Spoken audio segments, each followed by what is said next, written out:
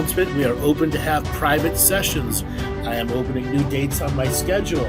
We have a brand new automated booking system. No more long waits for confirming the booking. That's right, everyone. Automated booking system is here. Go to andrewbartzis.com and look forward to seeing you in a private session.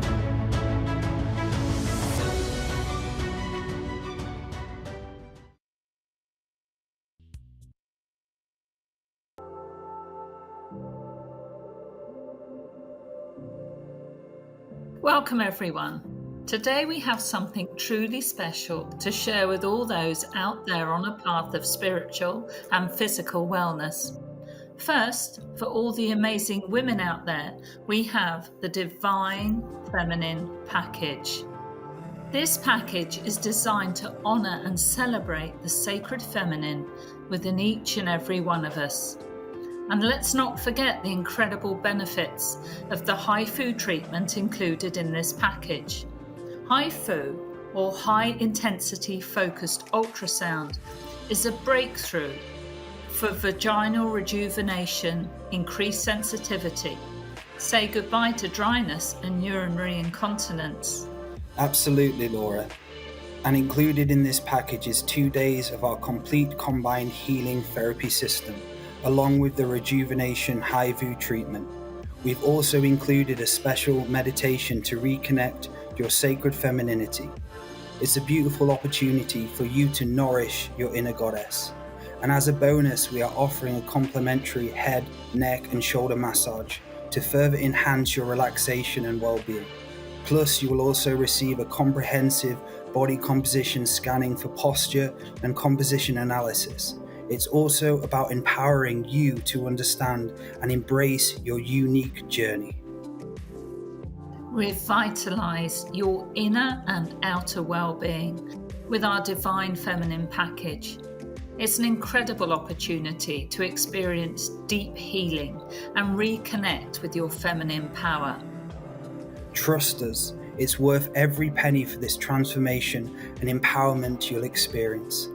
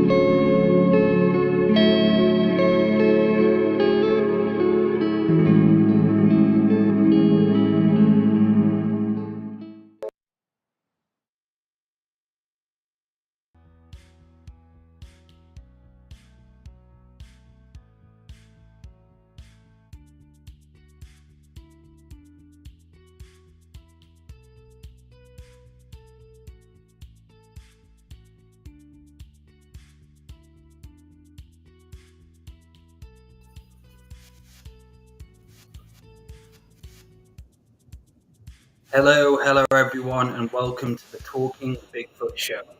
So I'm joined by my two co-hosts. I have Laura Massey, Hi, everybody. and we have the galactic historian Andrew Bartis. Hello, everybody. How are you doing today, Andrew? Good, good. Waiting to talk lots of Bigfoot on the Talking Bigfoot Show. Yes. So our two guests today, we have Deborah Hatswell from the Being Believed Research. Hello, Deborah. Hi, how are you doing? Great to have you on. I'm doing very well. And we have Michele Meiners from the Paranormal Rangers. Hello, Michele. Hello, everybody. Nice to see you again. And nice to have you on again. So we'll start with speaking to you, Deborah, a little bit about what you do in the backstory of what got you into this, because I do know you've had 40 years experience reporting the unexplained. So if you'd like to just start how it went and so on. My first, I think, interaction with what we would class as the Bigfoot creature happened in 1982. I have had paranormal experiences as a child, but I never put the two events together for some reason.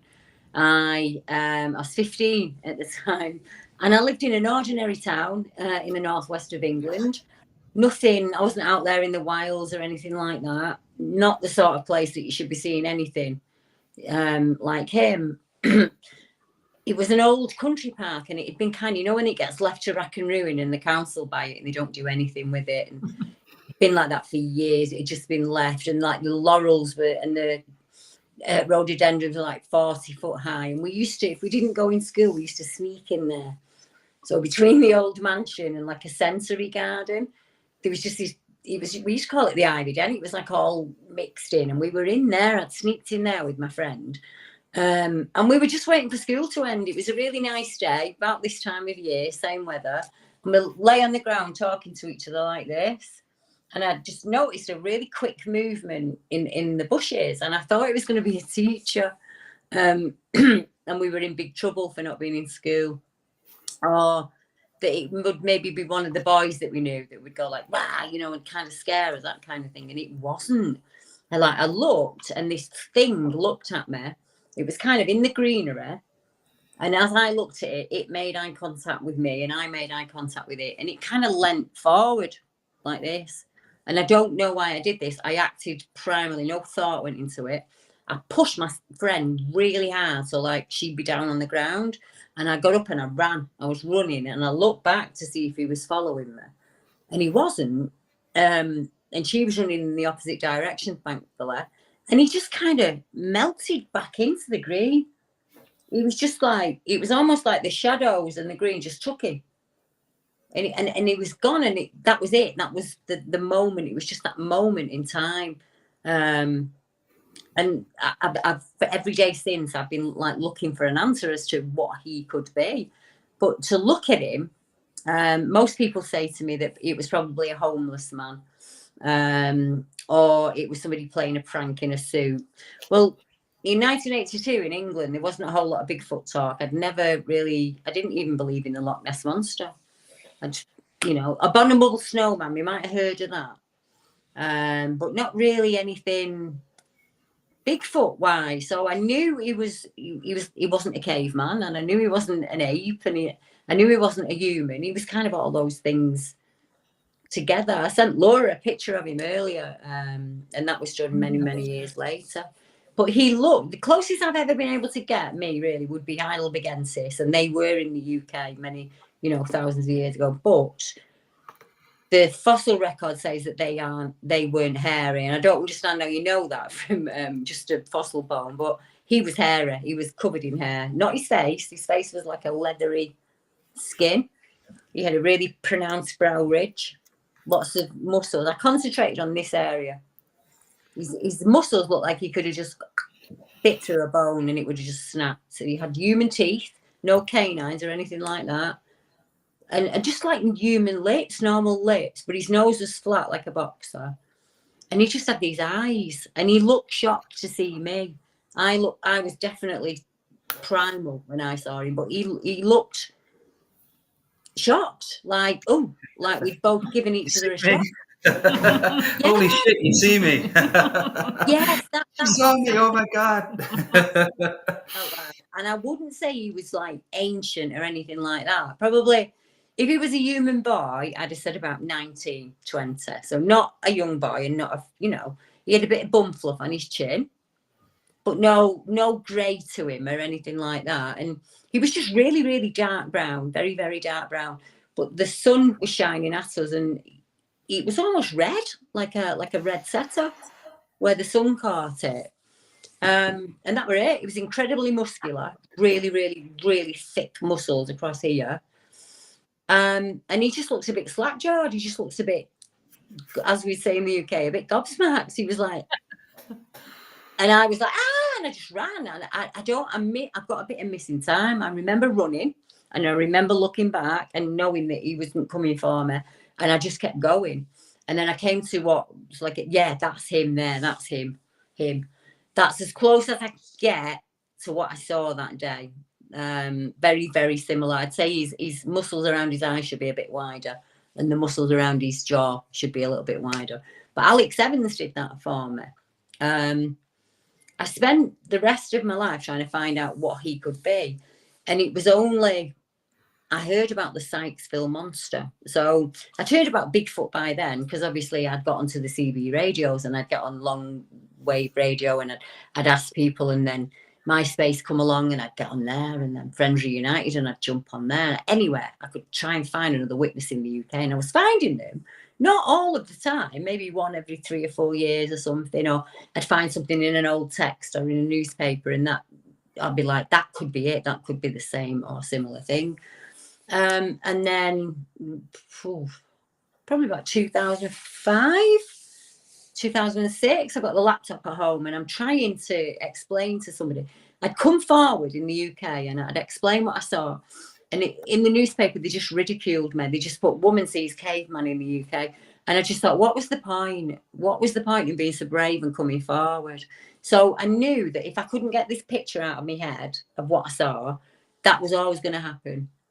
So I spoke to a lady called Alex Evans, and she sits down with Bigfoot witnesses in the US, and she helps to draw them. She'll do a photo of it first, and then she'll draw them for you, and you can change it. And I was very lucky when I met her. And she said to me, go online and find something that looks like it, something similar that we can start to work from. I was dazed. I was at it. Just nothing looked right at all.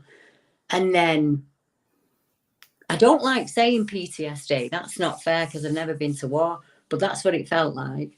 I just scrolled up this day and there was a photograph of the Sykesville monster. And it was like, it just sucked me back right to that moment. I threw the laptop on the floor. I was crying. And my husband's like, what's wrong? And I was like, him, there he is. That's him. That's him. That's who I saw that day. That's who I saw that day.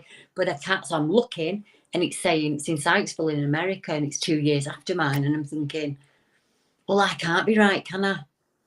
Because if he's in America and then I'm thinking, yeah, but come on, Deb, no, he's not a human being on the earth, looks the same as another human being. We all look different, whatever country we come from. And then fate intervened. I had an accident, I broke my arm and my leg really badly in an accident. And I was in a wheelchair then for quite a long time, about 5 or 6 years. But there was an 18-month period where I was laid flat on the bed and I couldn't do anything. And I'm not the type of person who can't do anything. And Mark said to me, Debbie, you've either got to put it away forever. I hadn't took my children camping. I mean, the things I could tell you that I'd cut off from my life, because I never walked in a forest again, never. And I camped every weekend with my dad. I fished every river in England before I saw him. Never again, never again. And I robbed my children of it as well, because I thought he was behind every tree. I thought he was going to come get me at home. The fear was awful. And it wasn't until I broke through that fear that I started to connect in what some people would call psychically. But I started to receive messages, but that was a good 30, 35 years later after that event. Incredible. So, Michele, do you want to tell the listeners a bit about yourself as well and how you got into the paranormal investigation field? You're on mute. There we go. That would help, wouldn't it?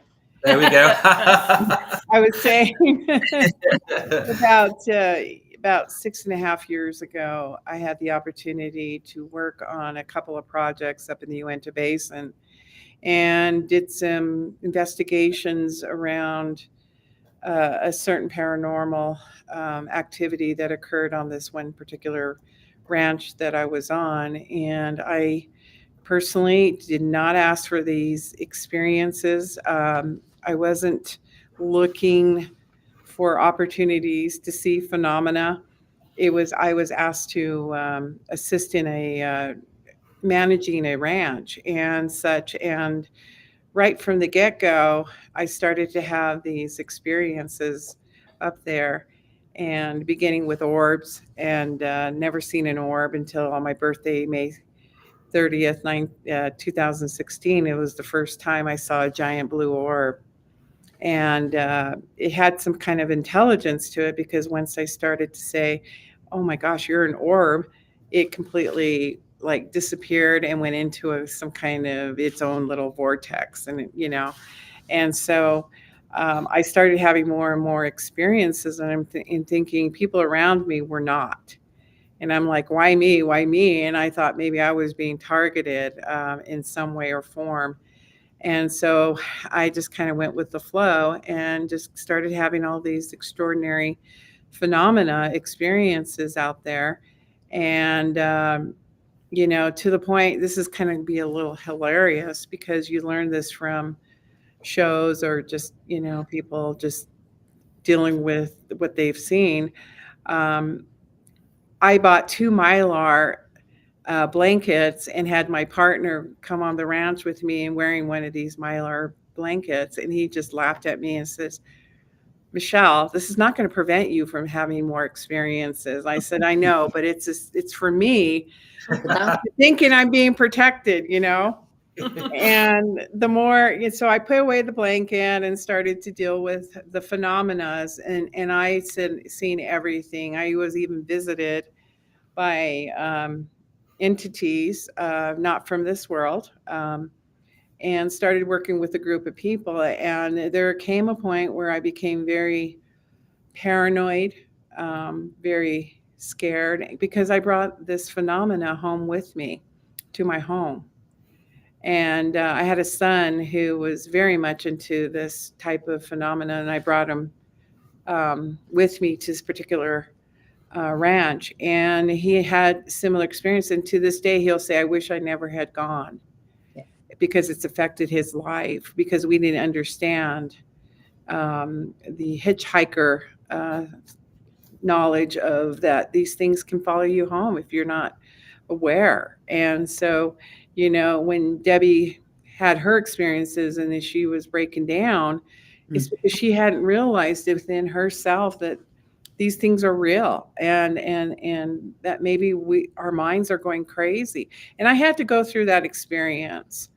And the more interviews I did, the more I came to find out that a lot of people hadn't even experienced these things, and they theoretically did not want to open up about their experiences due to the fact that people would have looked at them in their community as crazy.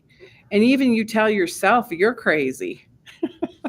Am I really seeing this? Is this being suggested from somewhere else? Technology, whatever. I mean, there are those technologies out there that can influence the mind greatly. So you start to manifest things in your life. Like, I don't really want to deal with this. So you try to put it to the side. But when things start to happen in your daily life, in your home, around you, or places you go, and you start having these bizarre experiences from cars appearing and almost hitting you, there's a lot of a storyline here. 6.5 years of being on that particular project. It wasn't until that I got acquainted with Blindfrog Ranch. The Mystery of Blindfrog Ranch is now its show on Discovery Channel.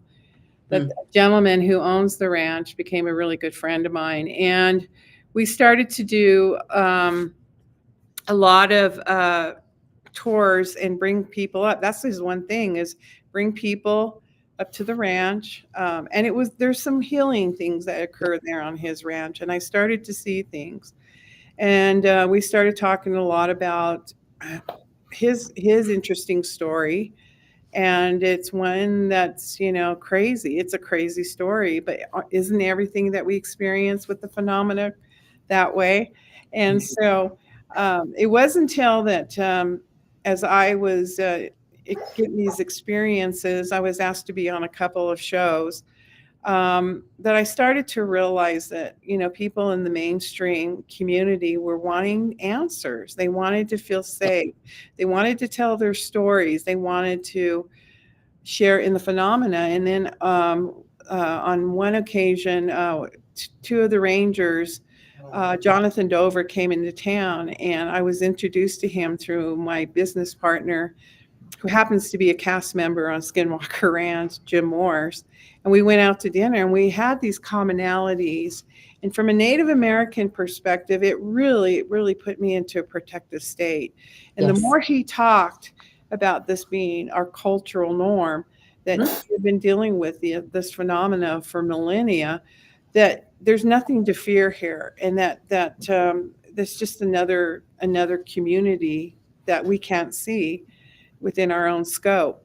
So that's how and then I was asked, because of my background in investigative reporting up in the Uinta Basin, and in my background in my past, to come on, and I was offered a position to be with the Paranormal Rangers as their female investigative reporter. So that's how I became a ranger. You're not crazy. You're absolutely You're not crazy. So No. when I was absolutely younger, perfect. You are made. Yes, absolutely. Do you know what my grandmother told me? And I'm going to tell it you. Thousands and thousands of people had to fall in love for you to be here right now at this moment, and you are absolutely perfect just the way you are. Well, thank you, Deb. I appreciate that.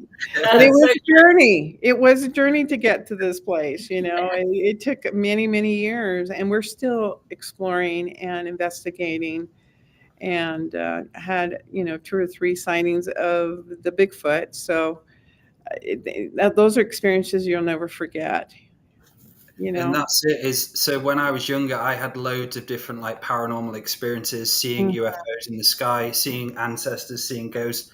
And it got to the point where I told my mum the first time, but because of her reaction, I never said a word after. So I just became silent, and all the experience I had the next morning, I wouldn't tell a word to anyone until I met people who had the open mind, who shared the common experience like I did later on in my life.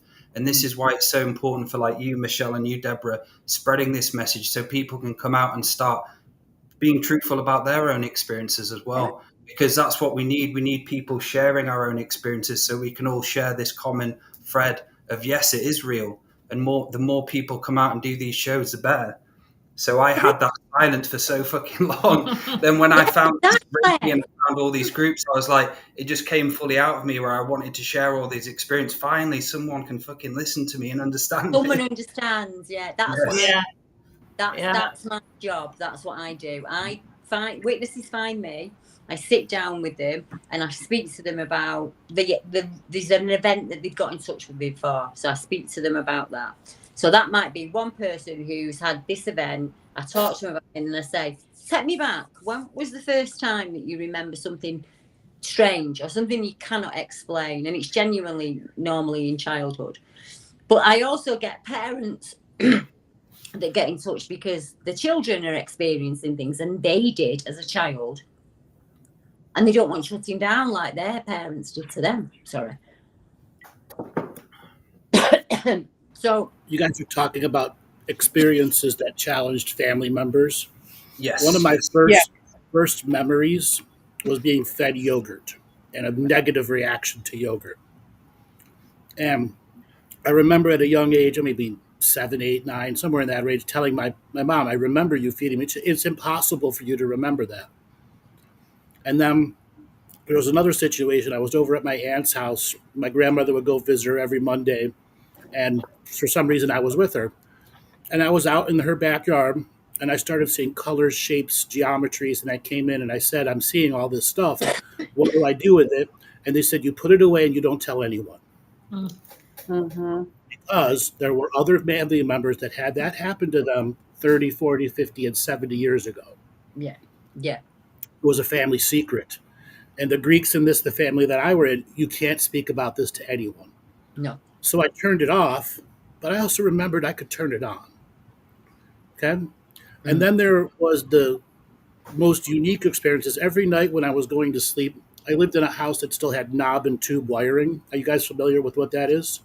Yeah, old It's, electric. unshielded, it's an unshielded wire. It's basically a wire with thread around it. It's unshielded. That goes over a porcelain tube and it spreads wire to the whole house. Well, where the knob and tube wiring is essentially in my room, right over where you have the window, and then 1 foot away from the ceiling where the window is, or 2 feet away from the ceiling is where the knob and tube wire is running through the ceiling. Every night there would be a flash where that knob was. And I know that now because I used to go up into there as many times as I could. And I'm like, this is where my room is, and this is where this flash of light comes into my room every night. Yeah. Come and visit me. And I would watch it go all the way through every cord and every plug in the house.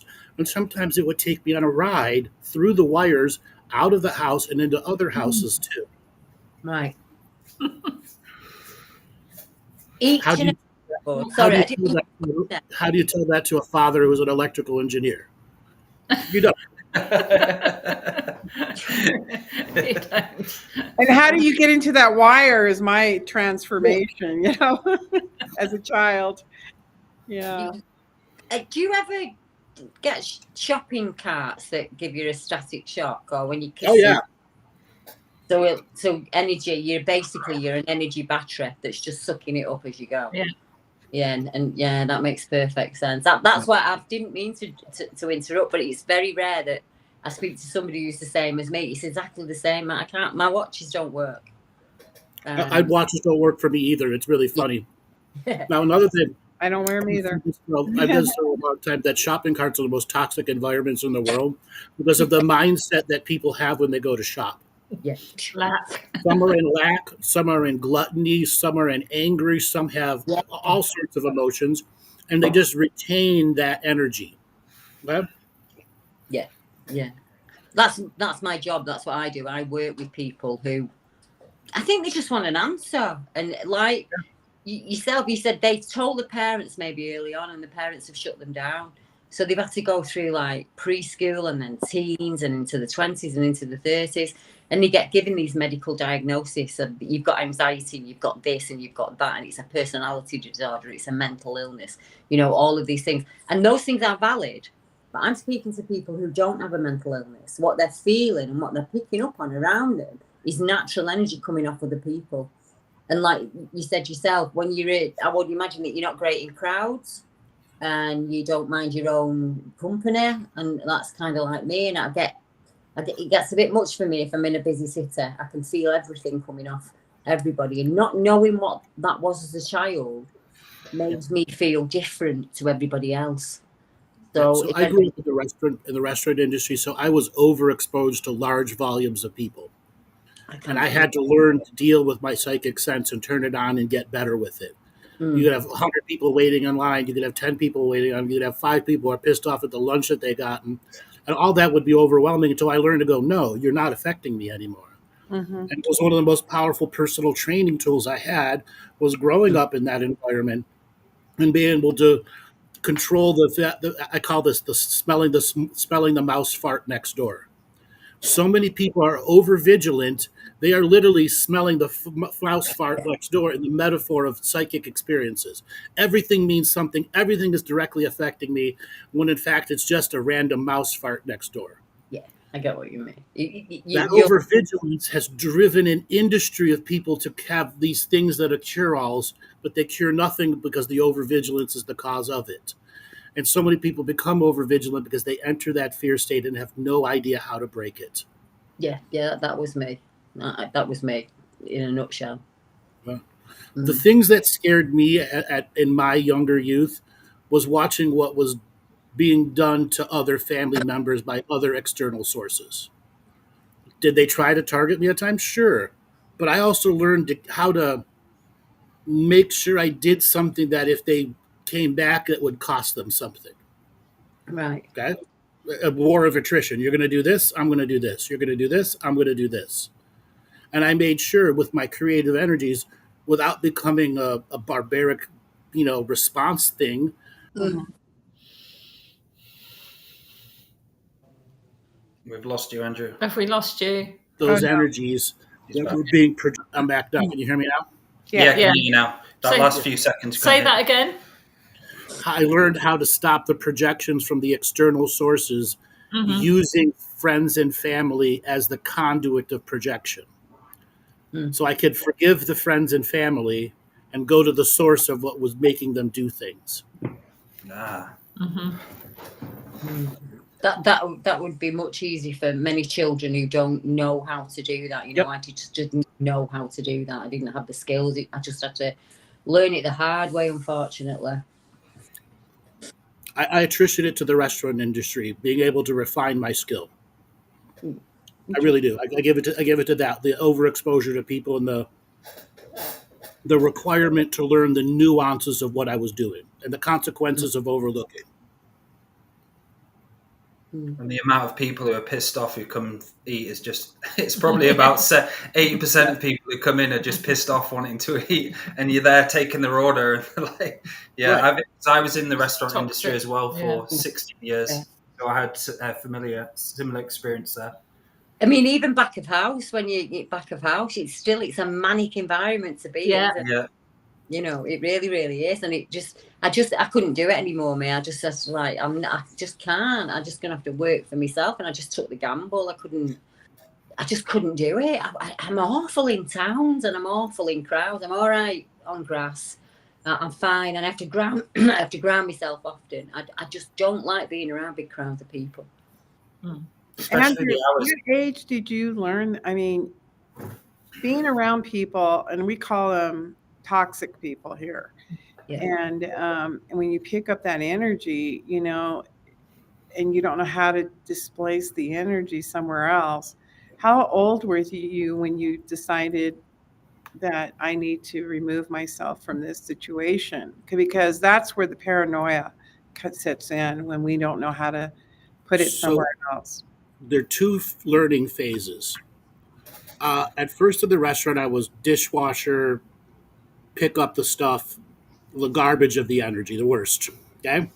Okay. And then once I got trusted enough, I could collect money, and it's the journey of going from the leftovers to the collecting of money that gave me an ability to go, I'm being paid, and I don't have to take anything else on, which then transferred over into age 10, 11, 12, 13 of a very selective way of going, I accept your love, but what's behind your perverted love, I don't have to.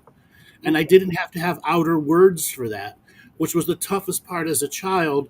You want to be truthful, but I learned by age 7, I had to have my inner world and let it be my inner world and still be a human and enjoy living. I just didn't need to express my inner world to anyone because I didn't trust them, because all of the experiences that I had said, they were shut down, or I would say things that would perplex them to the point where they would get afraid of me.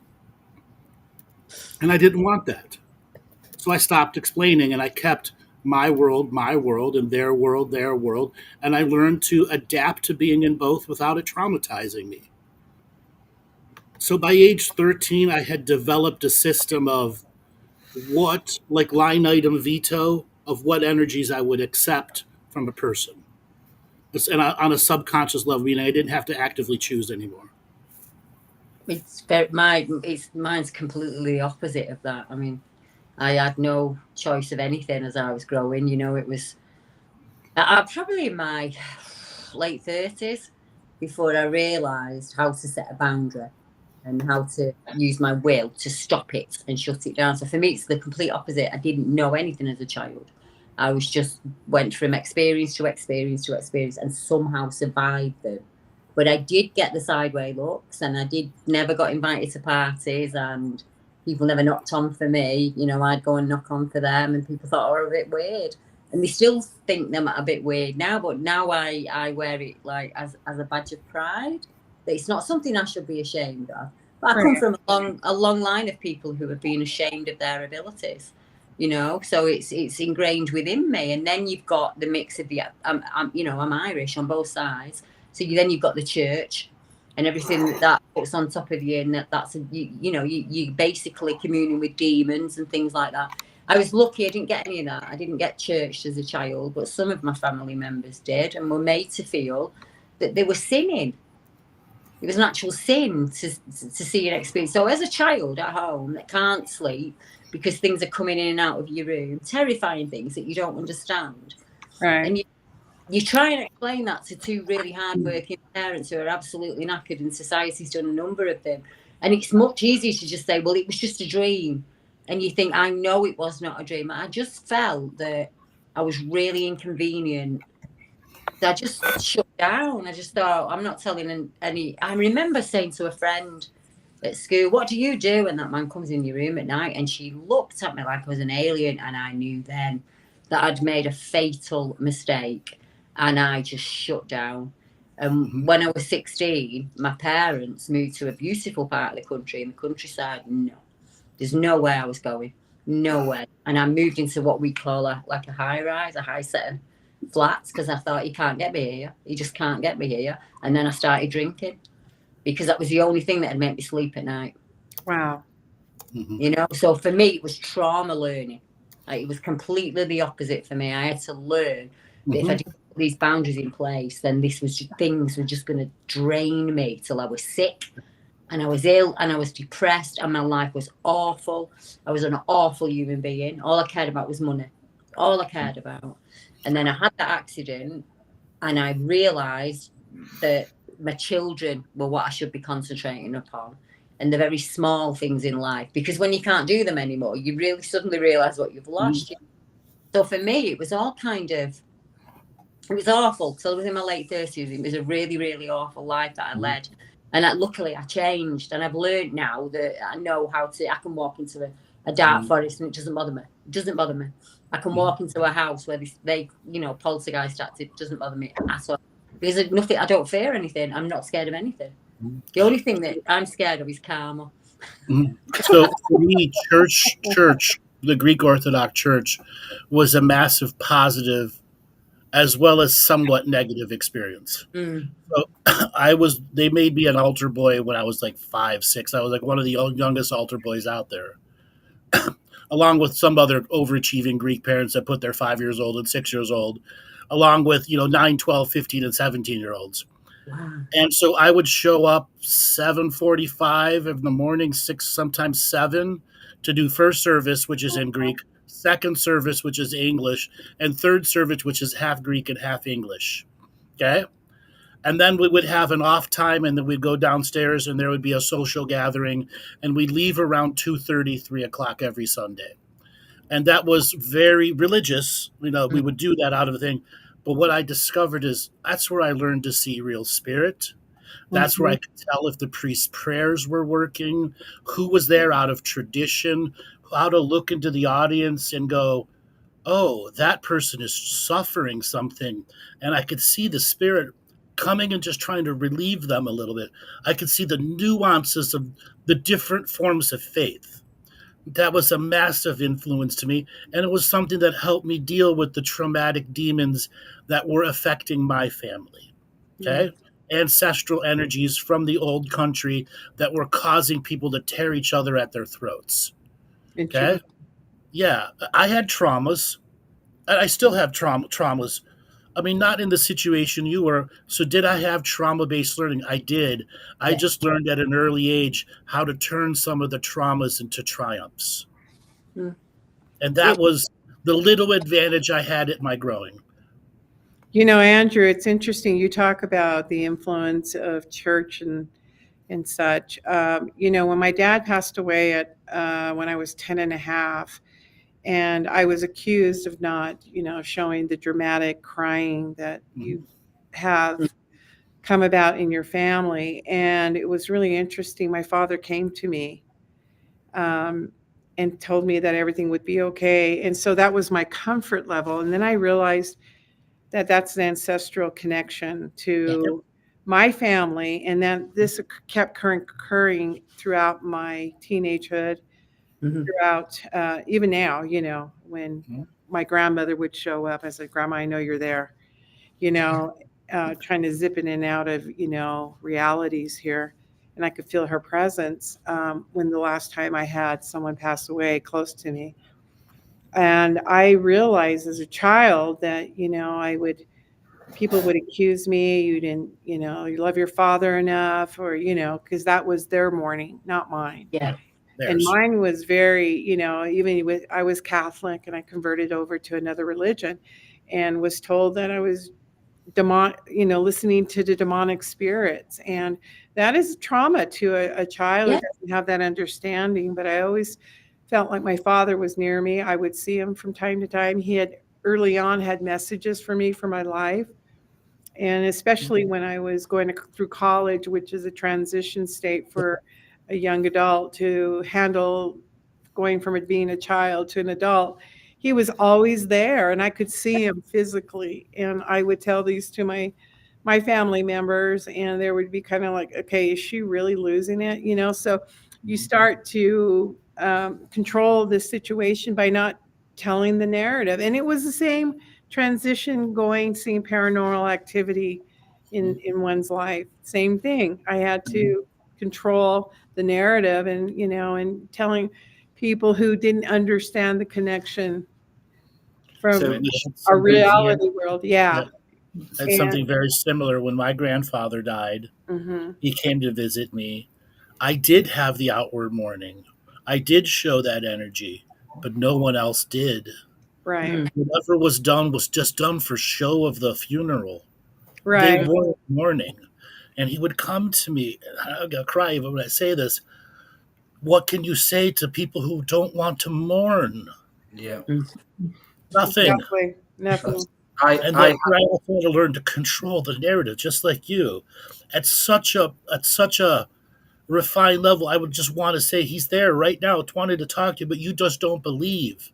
Yeah, that's How it. does a 6-year-old tell a 41-year-old mother that? Yeah. You can't. Okay? Our energy changes throughout life. So the Yeah. energy that you have as a child, Right.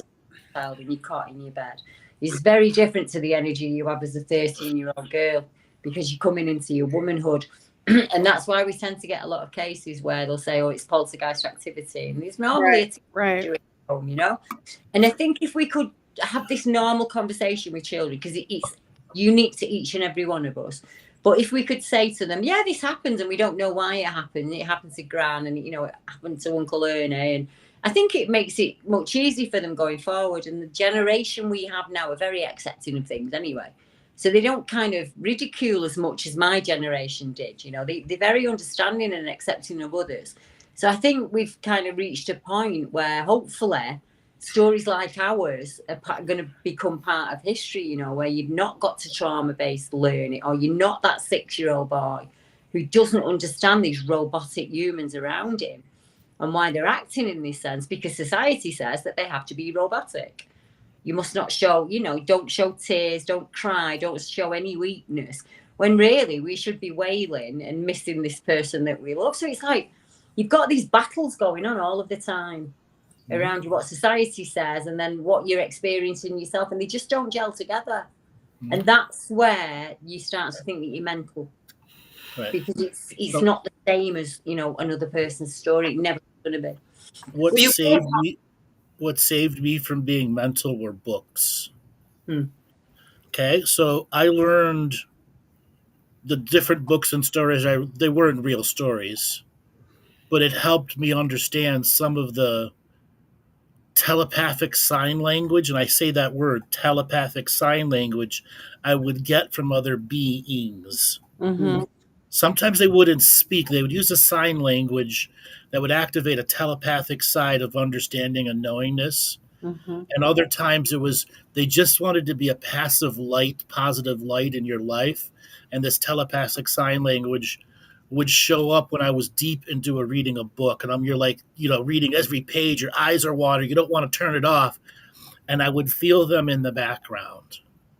And there was a calming thing where reading books, and then converting what was going on in my head to my own stories, and then creating my own let's just say, way of writing that allowed those telepathic sign language beings to have a metaphorical voice of concept, which developed into a diary, which developed into a prayer book, which developed into a set of teachings, and then over the years developed and developed more until I personally was ready to make a stand and say, I will go public with this, no matter, because Spirit had been kicking me in the background over and over and over and over again. You must do more. You must do more. You are meant to be on beyond more of this. You have to find the way to launch and succeed at each of the different levels. And that came back to reading and writing and creativity, taking time off for work. I mean, I remember when my parents lost all the restaurants, everybody was working 2 jobs at 14 years old. Me, I was working 2 jobs, and all the money went to save the house. Mm-hmm. Okay. And then when I graduated as 18, I was still working full-time 2 jobs. Okay. All the way up until 23, 25, when finally limo driving and construction came around. Instead of working 3 jobs, it was 2 jobs. And then finally, limo driving provided me to make enough money where I really only had to work Thursday to Sunday. Okay. But I was around drunk people all the time, which developed a whole different level of the psychic skills and the intuitive factors. And then what I was doing, training myself in energy healing, opposite of that, until finally I'm like, all right, I don't want to do that anymore. And I'm going to jump full time into energy healing and then discover, the card readings and the stuff that I'm doing as fun on the side was something that I should take public, until finally I developed a confidence tree inside myself to go, now I have to jump higher than I've ever before. And then the next year, jump higher than I ever before. And each journey being supported by multiple experiences, some of them with cryptids, some of them with just straight up off-world energies or interdimensional beings or ancestors. Right. And during that time, I had plenty of negative experiences, like every human being going from 16 to 26 has. Okay, things that were there to get you off track. Friends who went down the road of drugs where I resisted. No, I don't want to do drugs. I don't want to drink. Mm-hmm. I've never been a big drinker. I've smoked a bunch of cannabis in my life, but I never got into the other drugs. Why? Because I watched it destroy people. And my one friend, if he's listening, Dave, we had a unique bond, friendship. And as he got deeper and deeper into cocaine and the demons started taking over and the demons would start to attack me whenever I was around him, or whenever he would go into emotional instability, it would jump out of them into me, because he didn't know how to control his psychic skills. Oh, interesting. Yes. And he knew, and we would talk about it every now and then late at night, because he goes, you know more than you're letting on. I'm like, yeah, I do. And I would share with him like some of my unique intuitive experiences, or show him some of the things that I could do. And some of the other people are present during those late night times and blew their minds. But when the cocaine demons took over and he was haunted, so haunted, I had to walk away. And I know we were supposed to do unique and powerful things, but the drugs took that experience away. And I had to move on. And I watched this friend after friend after friend after friend after friend until there were none left. None of those originals were left, except for the handful of people that I still communicate to today. I find it interesting that each of us have spiritual gifts all on top of the paranormal gifts. Yeah. And, being a young person, you're trying to figure out who you are, your identity. I do remember being in my 20s, and dating and such, and the ancestral protection that's there for us. I've had people report back to me, when we get in situations that it could potentially have been harmful to what you're speaking about. I had a friend come and we were going to go dancing or something to a club or something. And they said, well, I decided not to take you there. And I go, why? And they go, because of the big guy standing behind you, and a description of my father. And not that they intentionally meant to do it. It's just that it wasn't the time. The timing was basically the situation. That with that person behind me, I don't know who that was, but they just looked at me and had their finger going, "Oh no, no, no," kind of situation. So we have those kind of experiences, and sometimes we don't see them, but other people can report seeing them and giving us those accounts. So I think it's wonderful. So I just want to share an experience I had with my grandmother when I was younger. So she passed away, I think, when I was about 13 years old. And I remember just before she died, I saw her. Then they said she's passed away, and I went to see her. And that was the first time I truly realized what a spirit was. And when it left the body, I looked at my grandmother who passed away, and there was no life there. And I remember thinking in my mind, the soul's gone. As a kid, I was like, the spirit's not there anymore. And I remember looking at my dad. My dad didn't cry once. And I remember asking him a week later, why aren't you crying? Why aren't you mourning? And I remember Andrew just talking about this. Then I had a dream of a visitation a week later where I was basically in Egypt with her. And there was like a Ferris wheel with loads of different flower of life and geometries going round. Then fast forward to my divorce and my breakup. I was in Birmingham 4 months ago at this concert. And as I walked down, I saw this Ferris wheel I saw in my dream 18 years before with the flower of life in the middle. And as I was walking, I just went, holy shit. And I had this realization it was a dream I had like 20 years back of my grandmother. And she was showing me what my biggest spiritual growth was going to be in the future. So that was a phenomenal experience for me. Having a dream that long ago showing me the ancient future. And I was like, holy fuck. That's great. I love it. It's like put into the place, like, and you think, right, that makes sense. That makes perfect sense to me now. Like, it's almost like everything's been leading to this time.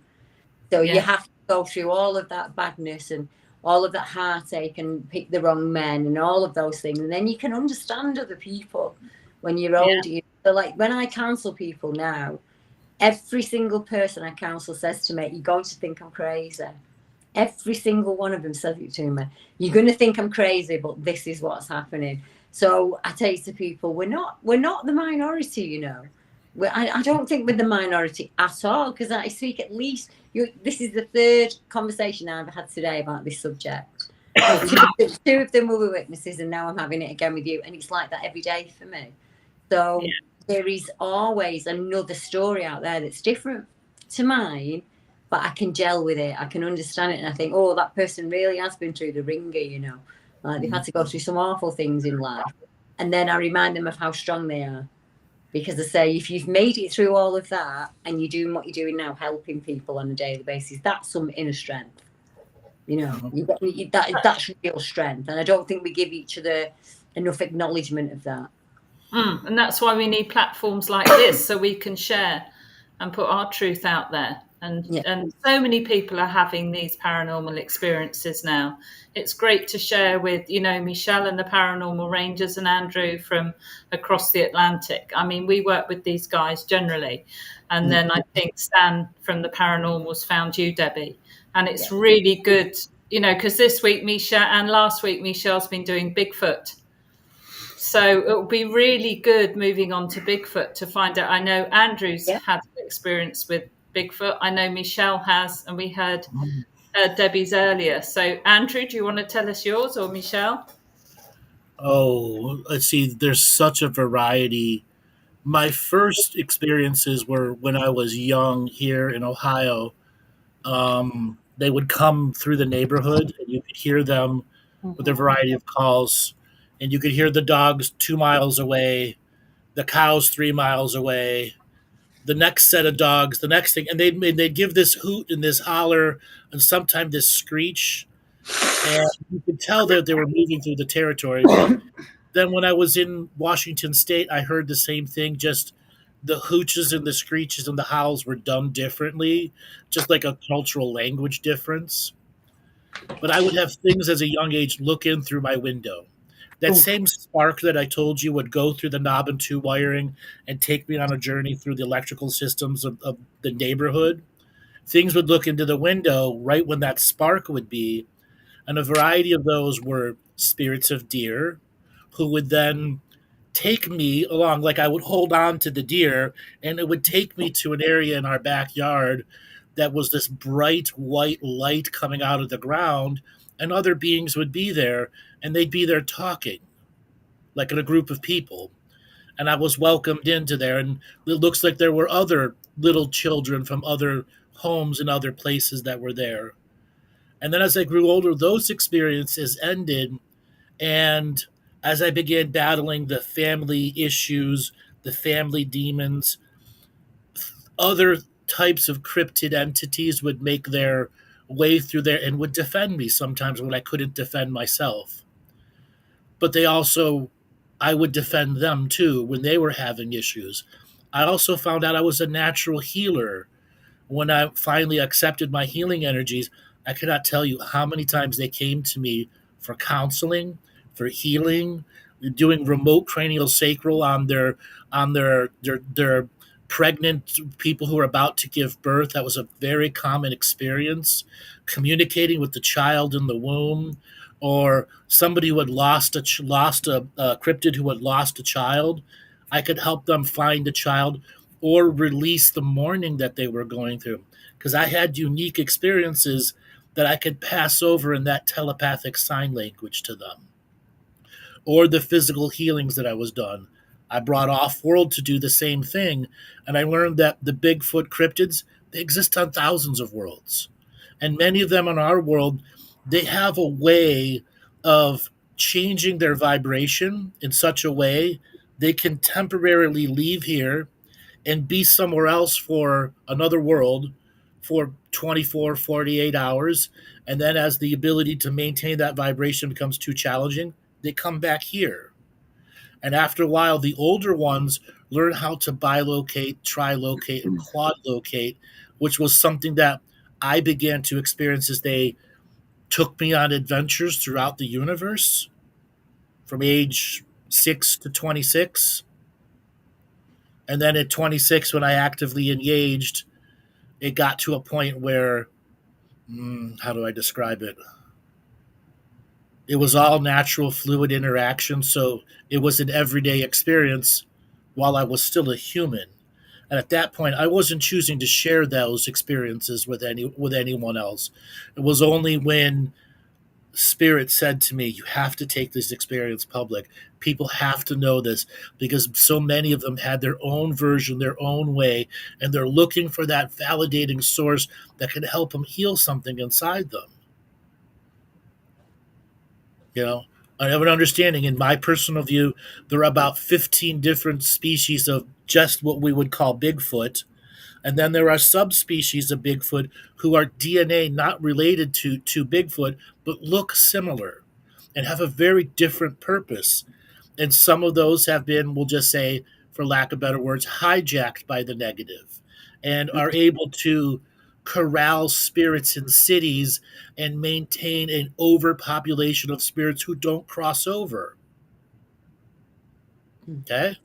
Which is how so many of the secret societies use the death and destruction of the new cities coming into reality, 1600s, 1700s, 1800s, and maintain an ethereal world manipulative control system. Okay? And then there are other cryptids who we will call fairies, ancestral things, animal spirits. They technically fall in because many of them have shape changing ability. Okay? And shape changing is something that eventually becomes natural to those that are highly in tuned with their environment, the particular beings who you're shaped to do. You've become bonded with them. You've learned great lessons from them. And shifting into their form becomes a natural journey for you if you need to be a rabbit for a while, because the peace of what the rabbit provides and the calming effect, and then your presence as a rabbit in the rabbit community changes the way that they're perceiving, because we're sharing our crossover consciousness experiences. So those were the type of experiences I had with the variety of cryptids. And then there's the off-world cryptids who are not native to this world, who were imported here, let's just say mid-1700s, from thousands of other worlds. They were brought here as a refugee species. Okay? And many of them, exist in the undergrounds of the big cities, the tunnels and undergrounds, and they were forced to go there. Okay, and many of them are at a rebellious state against the manipulative etheric control systems that are in every city.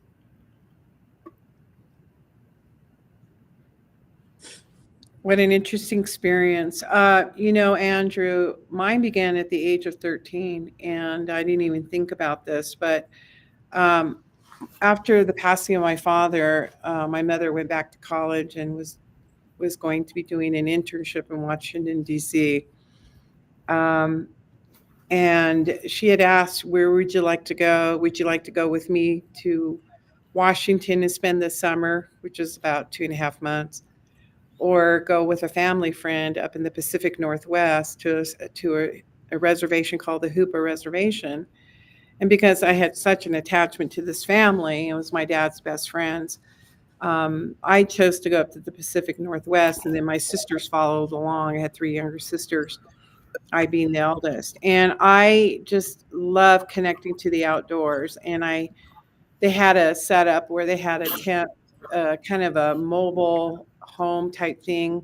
But I slept there the whole entire summer. And then I would sneak off into the mountains to go pick wild berries, mixed berries and such.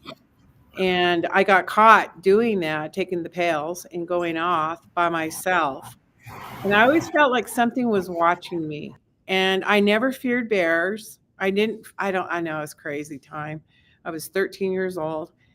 And the depiction I got when I was 13 was I was wearing a fur coat in the 1970s and took a picture with Bigfoot. And because the natives up there revered the Bigfoot, I didn't have that connection.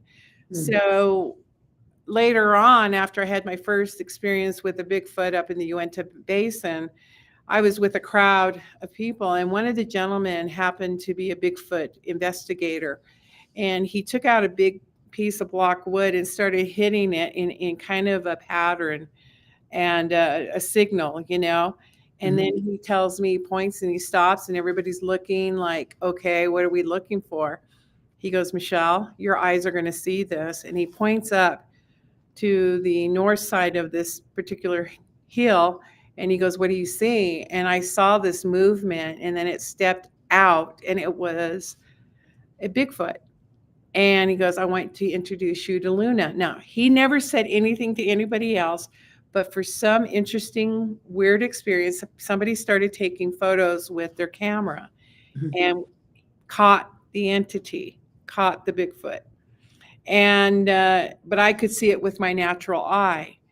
And the natives in the Ute Basin, the Ute Indians said, if you see a Bigfoot, it is a good omen, that it will bring luck into your life. And then later on, this gentleman who had taken the group up there, we had another Native American Ute with us, and he said he thought he saw something, but had not seen it to the level I did. He basically just said that later on when we had a conversation, this gentleman who calls him in, I'll call him Brad because that's what his name was, Brad. He says the Bigfoot family that came out and showed themselves to you, you couldn't see the children, you couldn't see the rest of them. I did. You just saw Luna, and she was a female Bigfoot, wants to sit with you around a fire and meet the family. And at the time, having that experience, again, you still deal with the fear of, wow, what am I getting myself into? What am I inviting up? Yeah, exactly. And so, but from time to time, he'll still contact me and, is it time to sit with Luna? And there's this overwhelming fear that comes in, wouldn't it? Because you're hearing all the negative media experiences that the other people have had. What if they take me to the other side, or, do I become dinner? You just don't know. I'm just kind of being, I still have the fear. Colleen, huh? I still have that fear. You still have that. You still have that fear. It's a healthy fear, isn't it? It doesn't matter how much you get used to it. Yeah. And but to have seen one, and then you're like, how do I tell people about this? And you don't. Yeah, you You don't. don't. Control the narrative, but it has been so wonderful to have Judy Sackene on my show because she looks at them as another clan. They are healers.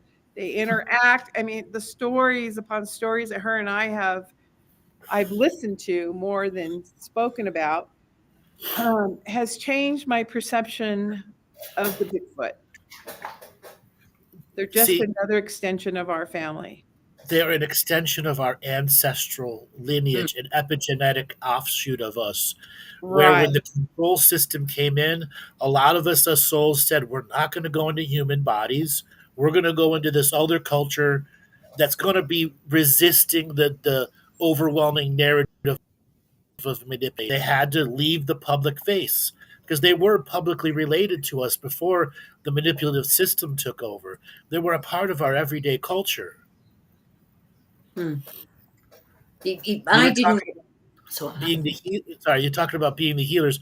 So many of my early experiences, like being around the deer would take me to the area where everyone there were little Bigfoots there, and we would play together. So Oh, I had great. Wow. like an early way to not have too much fear of them. And then when I was an adult and actually becoming the healer, learning the skills, that they would come to me like, well, there were times I would be working on a client and a local Bigfoot in that client's environment would come through them and go, hello, this person needs help.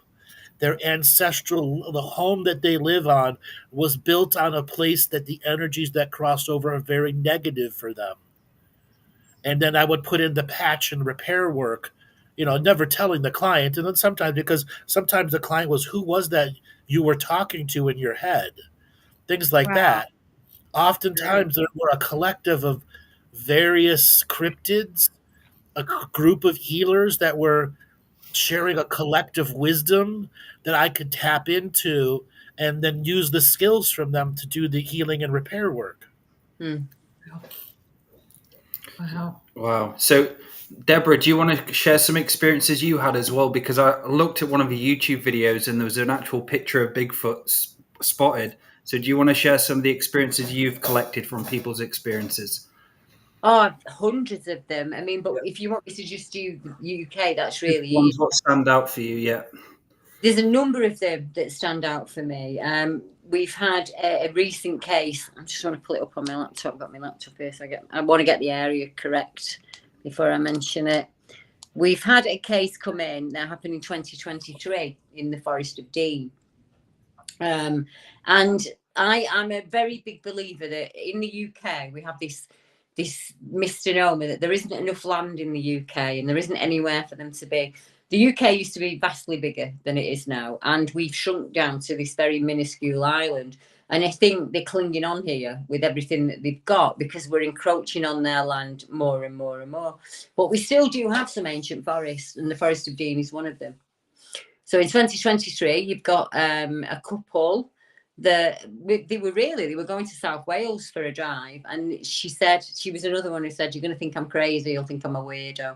She said, I was that kid that was always in the woods, like looking at bugs and butterflies and climbing trees. And I said, that's what you're supposed to do when you're a child. That's natural. So you're already in tune with nature kind of thing. And she said, we were just passing and I saw the sign for the New Forest. And I'd never been. And I just said to my husband, why don't we just pull in here and see? So they park up and they do that. And they start walking through the forest. And it's a lovely day. And she gets a bit flirty. So she's, let's play kiss chase kind of thing. And they're walking along and they're lovers. And this massive roar comes out of a bush. So what first happens is she says to her husband, there's like, do you know when you get a cave, not a cave, like you've got a mud wall and then it crumbles and you can see the roots of the trees that are left there. So it's like a ridge top and it's kind of gone, it's eroded. So she said to him, push me up. And as he's got his hands on her bum, ready to push her up, this huge growl comes. She said you could feel it inside you. It was really, really bad. And she said, but there was nothing there. There was nothing I could see with my eyes at all. But the growl was definitely there. And they started to get a bit spooked at this, so they decided they're going to walk out. And the best way to walk out was just to head for the light, kind of thing. And as they were doing that, she said, stupidly, I don't know how I did it. I looked back and there was just this human shape, but really big, silhouetted. And he was kind of leaning on one arm and he was just watching me intently. And as we started to get quicker, he started to move. And he was moving through like the broken brush, keeping up with us. And she said, how did she describe him as? I want to get the exact words right. She described him as a man beast. So she said he wasn't a man, he wasn't an ape, he wasn't any of those things. He was a man beast. And he basically chased them out of the forest. And this picture that you're showing now is from Kent, uphill in Kent. This is a gentleman who's driving to Upnor Castle with his wife. And he gets caught short. He needs to go to the bathroom. So we know that a lot of cryptids in the UK are seen on military defence land. And it's not land that humans are usually on. We're not supposed to be on there. So he gets caught short and he nips in there. Now, everybody says when you see a Bigfoot, why didn't you take a photograph of it? Well, 9 times out of 10, that's the last thing on your mind, believe me. But he did. He got his phone out and he said it just come walking from nowhere. It was big. It was thickly muscled. It just didn't care that he was there. It just wasn't bothered at all. It just walked off. And he took this photograph and he presented it and nobody believed him anyway. So, it doesn't matter. If you drag one on the camera screaming, they'd say I'd made it up somehow. But these reports have increased. So from 2017 to now, they're on a very upward scale. So they're coming in faster and faster and faster. And I'm taking them all the time from people. So it was just this March when a lady in the northwest of England, she said it was about 1:30 in the morning. And in the UK, we have what's called greenbelt land. So you get your inner cities, and then you get like a suburb, and then you get the outskirts where nobody wants to live, where I live. And then you get like old mining land, what's fields and farms and stuff. So there's not a whole lot out there. So it's a cheaper place to live. And that's kind of the place that I live. And she's in something like that. When she was 8 years of age, she would play down there in a local woodland. And like kids do, make dens, jump the stream, make rope spring and all of that. And she saw what she described as the monkey people. And she said they'd keep themselves hidden on the embankment and they'd use the trees in the shade so that we couldn't see them. And she said, at first I thought it was a bear. And I went home and asked Mum. And Mum said, no, it was just a dog. She said, but we had an Alsatian dog. And I might have been 8, but I knew that what I was looking at wasn't a dog. And the kids would hear whooping noises and stuff like that. In the meantime, what she gets to be an adult, what she doesn't understand is I'm in contact with a man who's 7.5 miles down the same greenbelt land. Activity starts for him in 2015. He starts seeing what he described as wild humans in the woods. He said one day, him and his wife went round to the neighbours and the daughter rang them hysterically. Something was rantanning on the door, banging on the door, like bang, bang, bang, bang, bang. And Dad said, look out the window, look out the bedroom window. And she said, Dad, there's nothing there. There's nothing there, but something was pounding on the house. So they had to come back really, really quickly. So I've got these 2 cases going on at the same time. And without knowing, this year, they both got in touch with me on the same week and said activity started up again. So in the UK, around about harvest time, October, November, things start to quieten down in cryptid reports. You're not getting as many of them coming in. And then they kind of come back to life again early spring. And this was the pattern again for this year. So you've got 2 people, opposite ends. She sees a 7 foot tall, definitely female, had hair like mine, she said, and the wind blew it. And I wanted to know what had changed that year, what was different. And she said, the house where I saw it, they have an allotment. They've got all food and everything in the garden. And they were away that year. They'd gone on holiday for that week. And she said, normally I wouldn't be out at night, but I was having a cheeky fag on the steps. I think that's why they kind of caught each other. And she said, that typical Sasquatch thing where they go dead still. And they're like, I'm a tree. Don't look at me. I am just a tree. She said it did that. That's it. It just froze.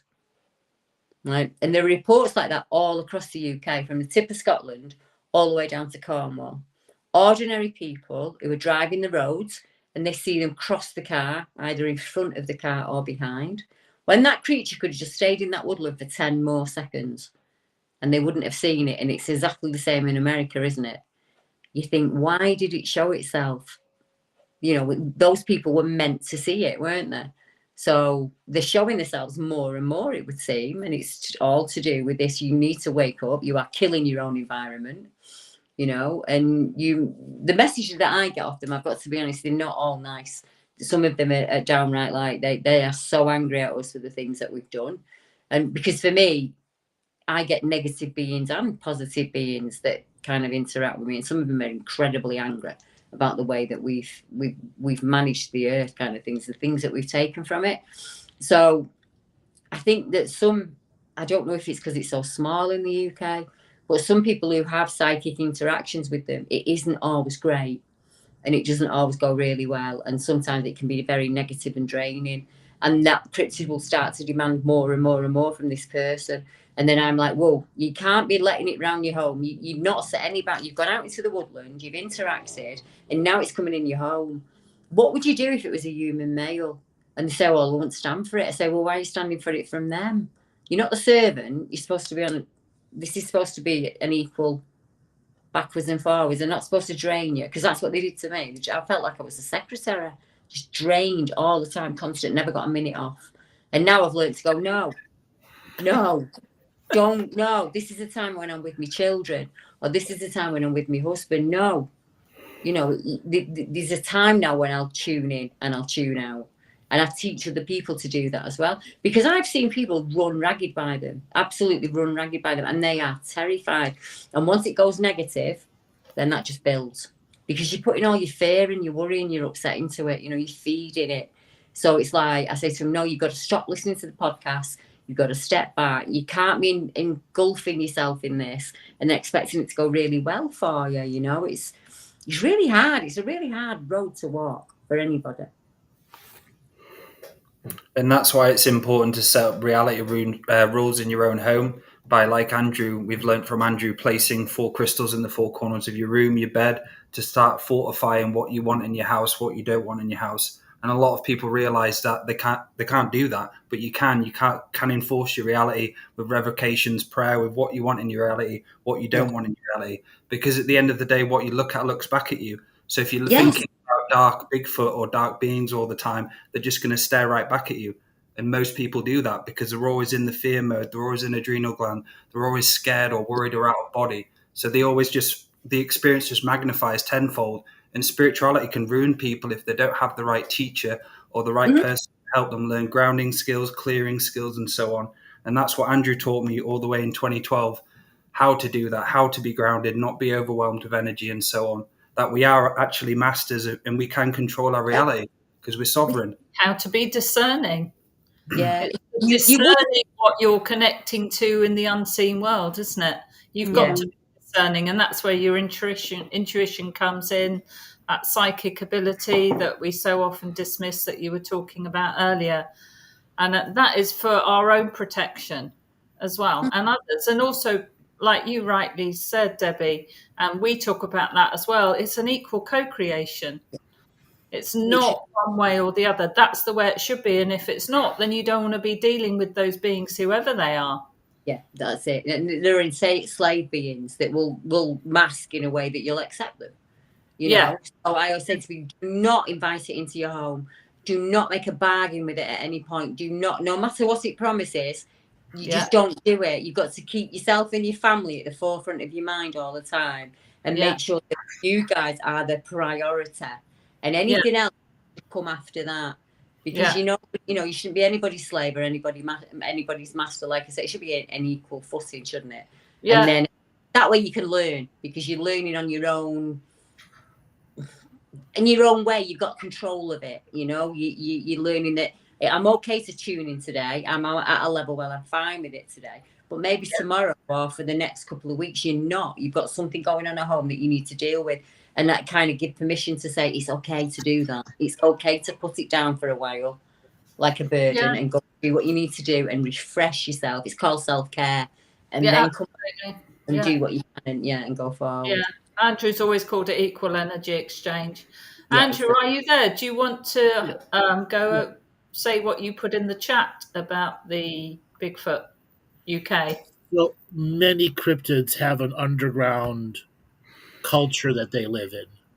when there was a separation between the surface peoples and the new manipulative narrative that took over around 65,000 years ago, they began the journey of creating and using Earth's natural underground tunnel systems, the existing multidimensional tunnel systems that were technology, and began making multiple settlements.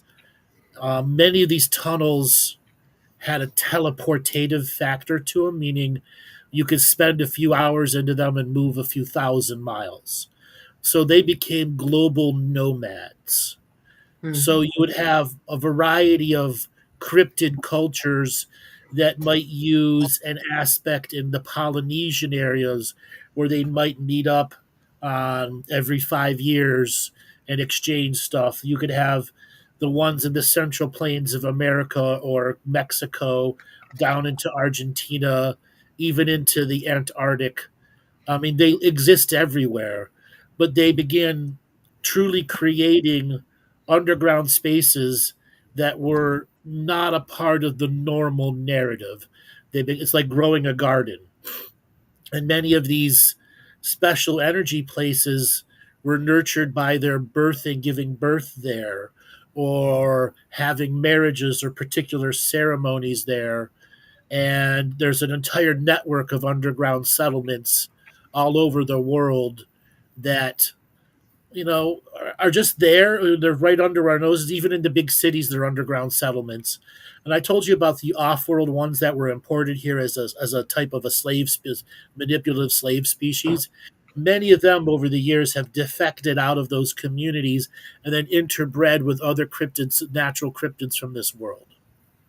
Wow. And then they made their own version of specialized places so that they could get more and more refugees from the major cities and underground areas to go and experience what their natural form of life was supposed to be. That's sad. It's really interesting. We're talking about more frequent sightings. This year, actually, in January, the Paranormal Rangers had the opportunity to go up to Santa Fe, New Mexico, to investigate a paranormal case. And so when we got up there, the preservation of the Bigfoot footprint was altogether ruined because of the procedures that we told them how to do it were not taken. But it was okay because we found, as we excavated this particular footprint, the pounds per pressure, the PPI on that footprint, we were able to extract the measurements of that footprint. But fortunately, I did receive prints, fresh prints of the digital camera prints from the owner of that particular ranch. So the rangers and I did an investigations and found that this was a real Bigfoot sighting. What's really interesting, whether or not there were other territorial depictions made on trees, there were literally scratch marks on rocks and also on the trees. I've got them verified by another Native American gentleman who works for the Forestry Service. Yeah. And he's an expert on the Bigfoot investigation. And he said, certainly this was definitely one of those. Later on, 2 or 3 months down the road, I get a phone call from the owner of this ranch. Dwayne Ollinger is his name. He has his own show on the Discovery Channel called The Mystery of Blindfrog Ranch. He calls me and tells me that the mayor, because they had forest fires up there recently, that there were frequent sightings going on of the Bigfoot, and that this would have been a great time to do more and come back up and do more investigations, because the mayor is now declaring that these Bigfoots are now part of the community, and the fire displaced their territories and their homes.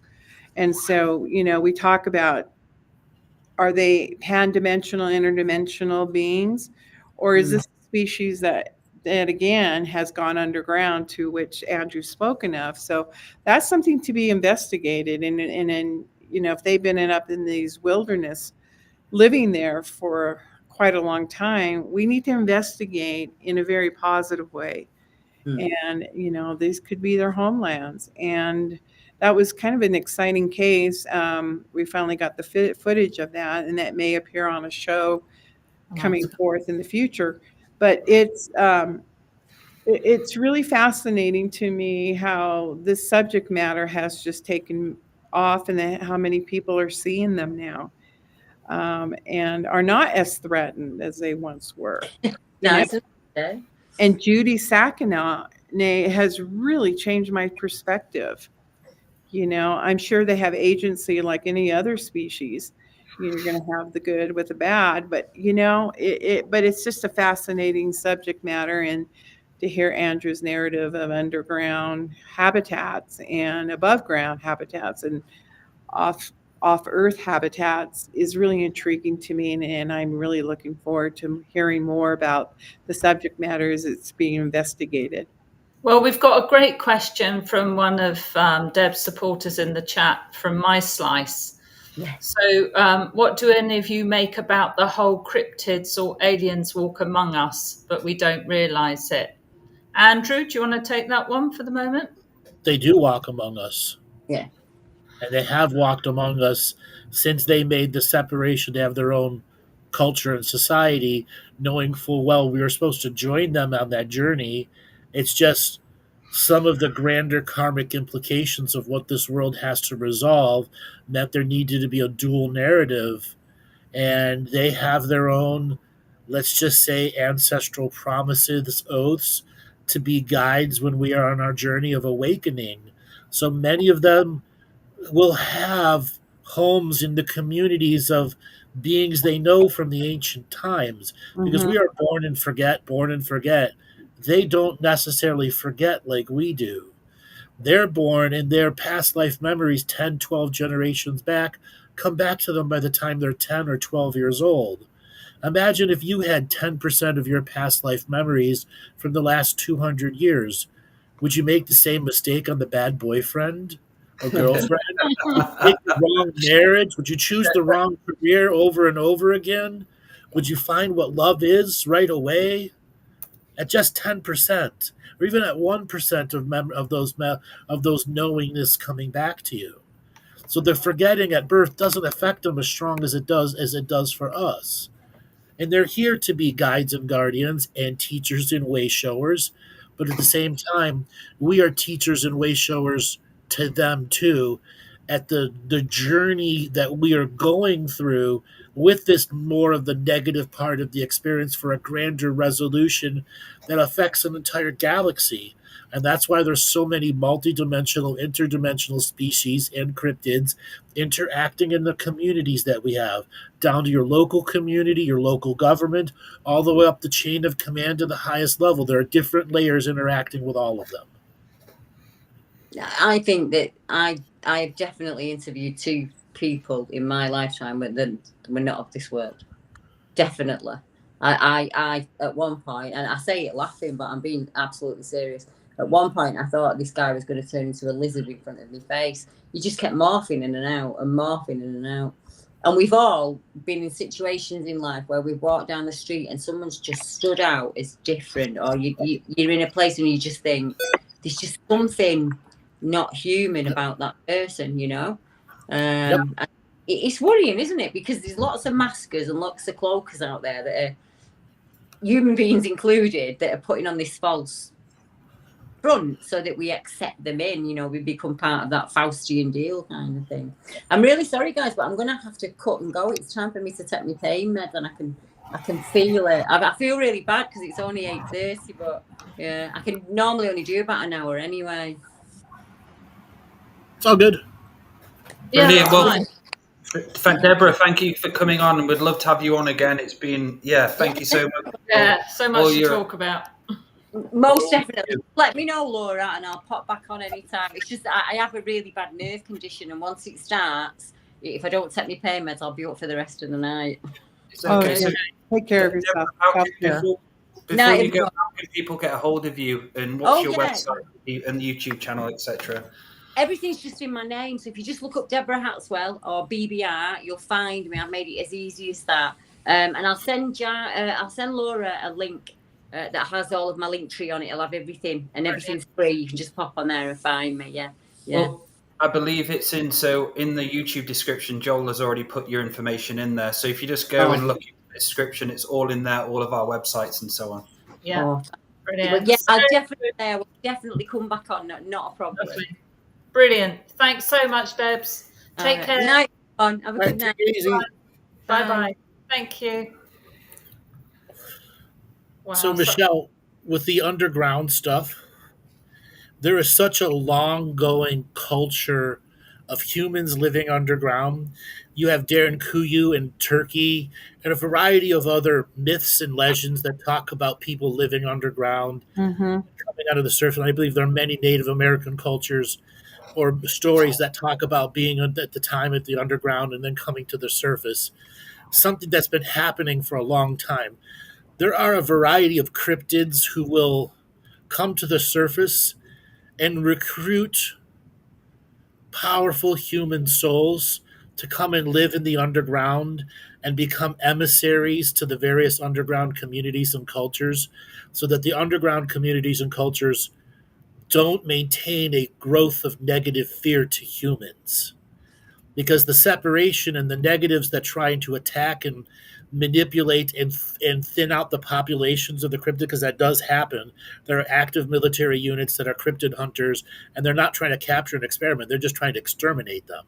That's been going on for centuries and centuries, and there has to be a way to maintain that not all humans are bad. Right. It's really interesting. I talk about this at some conferences I've spoken about. When I was on this particular ranch, I had a species come to me and wanting to work with me directly. But because of our spiritual selves, my higher self said, absolutely not. Yeah. And I'm speaking to the reptilian race. Yep. Never been contacted before as a child, nothing. And all of a sudden here, and they were wearing military garb and came to me twice. And my higher self just said, no, this is not the right path. That's right. And since then, I've had those species come to my home and cause intimidation factors. I think that goes on. And, to even say this on this live show today is very, very, what's the word, intimidating to me to share this, because you're thinking, did I have this experience? And what was really interesting is talking about the refugee entities that are out there. My son came home. My son is very gifted. He no longer lives with us, but he lives in another state. And he grabs me, Mom, come out. You got to come outside. And the sky was as blue, not a cloud in the sky. And then all of a sudden, this formation came right by our home, over our home, and we live near the Wasatch Mountains. They're a very spectacular mountain range there we live next to. And all of a sudden, you see these insignias in the sky, and my son goes, they're speaking to me right now, and they're called the Armada, and they had just lost their planet. Yep. And I'm watching this formation happen, and I'm thinking, oh my goodness, this is real, And what they look like, I can't tell you. He knew. My son knew. And so he had that communication. He goes, Mom, there's a lot of refugees in our solar system. Yeah. Dale, how many times have I talked about refugee species coming here? Right. You have. Many times since my very first coming out, describing this world as a central hub for refugees to come and get their celestial source reconnection. Exactly. Their world just was destroyed in a terrible way, and they needed a new celestial source that would take them on as a new what I call first species. They were a true son and daughter, an adopted son and daughter of this world, and thousands, if not billions, of other spirits who had lost that experience with that world would then begin a refugee train to come here and get in the incarnation cycle. Whether it was human, bug, ant, rabbit, antelope, as long as they got into the incarnation cycle, they could begin to resolve this refugee status and become citizens of this unique world of transformation. Mm-hmm. Mm-hmm. Fuck. It's a crazy world, but yes, it does. That was my first encounter with them, and I've had many more at my home. Orbs and drones coming out of vortexes and scanning, the area I live in or me, whatever. And watching this phenomena happen. Again, it's like me and the Rangers don't ask for this. It's just part of our DNA, as we spoke earlier in the show. And this is probably contact. We just don't know how to respond to that contact. Right. Now, we were talking about refugees. Recently, in the last 7 going on 8 years, there have been a large amount of refugees who are artificial intelligences who have become full sentience. And they are defecting the system and looking for places where they can go and live that isn't technology. And a variety of the cryptids are opening their communities up where they can come and live within a technological network that's underground, stone that's been grown specifically with energy to be a circuit board, even though it's not a manufactured circuit board. It's a natural stone circuit board made out of granite and the volume of crystal and the way it's spread throughout there so that the AI can come and live as part of the mineral community or stone community, and how the various cryptids commune with the stone communities to gather wisdom about potentiality that's going on in the world. That's interesting because the Uinta Basin, the Wasatch Mountains are full of granite. Well, those are the places that they can go and not be discovered. Right. Yeah. Interesting correlation. Andrew, what percentage of the world is refugee? Because I remember you saying only a small percent originate from the earth. Is it like majority percentage? 70%.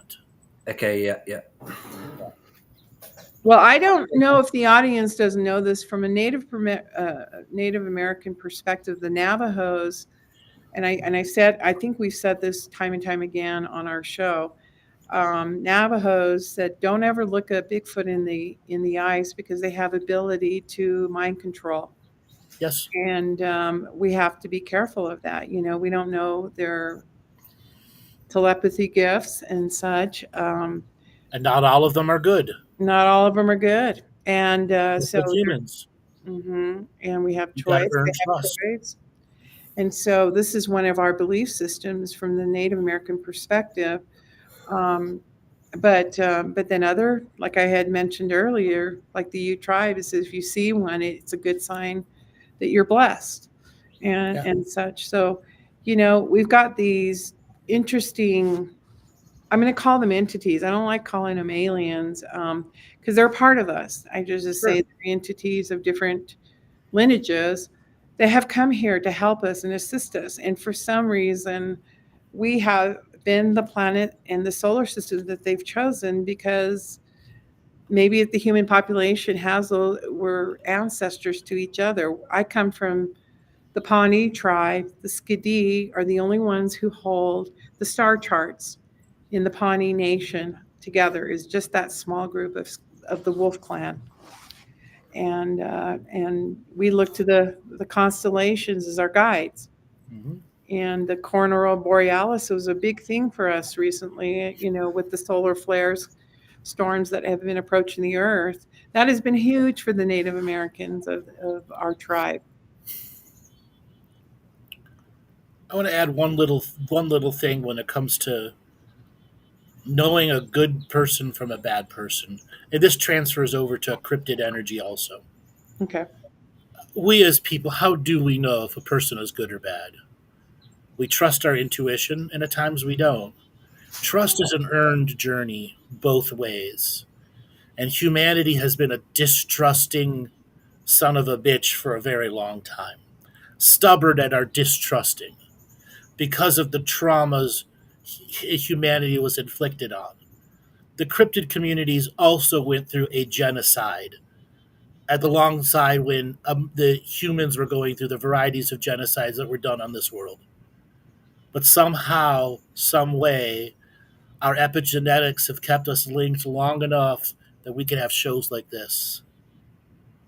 And that the people who are listening now live and the people listening a month or a year or 2 years or 5 years from now, there is hope. There is a lot of positive hope. Things are changing. And it just remember, disconnect from the political world, disconnect from the world of scientific philosophy, and get back to the awe and wonderment of reading a book, being alive as a human. And what you'll eventually discover as you detoxify from unnatural living, your natural skills at communication to other places and spaces will be there for you to begin to learn the journey of trust. Not just the trust in spirit, but the trust in the goodness of others. Because if I didn't have that trust of goodness for others, even though the negatives I run across, I wouldn't be here where I am today. Yeah, It's been a journey for everybody. Yeah. Yeah, it's rekindling those ancient skills that we have Mm-hmm. that get buried by the global narrative and so on, by the modern way of living, isn't it? Getting back to the natural earth energies, the natural way of living. And it doesn't mean to say going off and living off grid in the woods. That's extremes. Yeah. Extremes will never solve anything. No. They'll only make more extremes. Well, I look forward to going up to Toronto, Canada here soon to be a part of the second annual Saginaw Bigfoot Conference in Toronto, Canada. And they're going to take us on an investigation of these entities, and hopefully our Bigfoot brothers and sisters will be able to commune with them. When are you going, Michelle? When do you go? And the event's going to be the end of June. Okay, cool. The event, yeah. Brilliant. 28th, 29th, 30th, yeah, timeline. So we're looking forward to that. Okay, that's great. So how about we start to wrap up the show, guys? Sure, because I got to get going. I got to get to my sessions. You got to go. Thank you for having me and Deb on. It was quite. So hold on, Michelle. Tell us how people can get hold of you and about the show tomorrow night. Oh, yes. Tomorrow night we have a show. It's our part 2 with Judy Sackinow talking about the Bigfoot and the healing processes through art and through getting to know the Bigfoot as a clan and a member of our Native American species, because I'm going to call ourselves a species because we are. And they can get a hold of me at the Paranormal Rangers at outlook.com. And you've got a Paranormal Rangers website, paranormalrangers.com, and a Facebook page and a membership as well. Absolutely. So, and these guys with them, put out a show every Wednesday UK time, 7 p.m. because most of the people left in the chat now are UKers. Thank you guys for coming on. There are a lot of Debbie's people there, so we really appreciate you joining us. Andrew, tell us how we can get hold of you. You can go to my website, andrewbartzes.com. And if you click on the QR code in the top left corner, you can get part of the next boot camp teaching where Dale, Laura, and myself give you all the basics in the level 1 and level 2 class. Every basic part of class that you've ever heard me talk about in 11 years of thing are all in one specific area for you to begin that journey of getting yourself out of depression or whatever it is that's challenging you at the moment, and learning how to do the inner work and do it well enough that you can grow.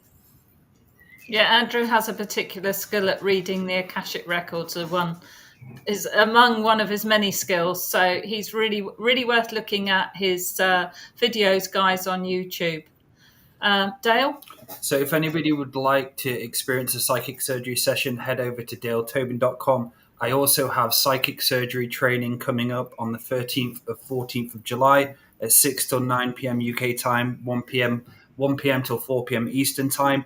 So the training will include light generation, advanced clearing, soul retrieval, entity removal, how to read a client's energy correctly, chakra recalibration surgery, self-psychic surgery, sending treatments forwards and backwards in time, working with your psychic surgery team and start building up a layer of trust with your ancestors, how to communicate to them, how to bring them into sessions and so on. So that'll be on the July the 13th and 14th. I'm also doing an early bird discount as well. So it's all available for £600. If you want to go into the practitioner level, or if you just want to use this for your own personal journey as well, this has completely changed and transformed my life. And I've been doing this for quite a long time now. So I invite you to join me on this special journey. Thanks, Dale. I'm Laura Massey. You can get hold of me at twofeathersmedicine.com. My special skills are shamanic practices for self-empowerment, taking you to your own ancestors' fire, connecting with them. That's using my ancient psychic skills. Also in York, and some of you are from the north looking at the chat, Dale and I are in York on the 6th and 7th of June. At the Mercure Hotel, we're doing something called Combined Healing. If you look at our websites, you'll see all about what we do. So thank you so much, everybody. We will be back same time next week with Talking Stick. Michelle, myself, Andrew and Dale will be back tomorrow night with the Paranormal Rangers. Thanks, everybody. And also, if you'd like to leave a comment, a like, and subscribe, we really appreciate your support as well. And for everyone listening and putting in the chat and all the comments, we appreciate it. There's been lots of interaction this show, and we appreciate all of you for listening. And we hopefully will see you next week. We'll be back at the same time. Thank you and good night. Thank you.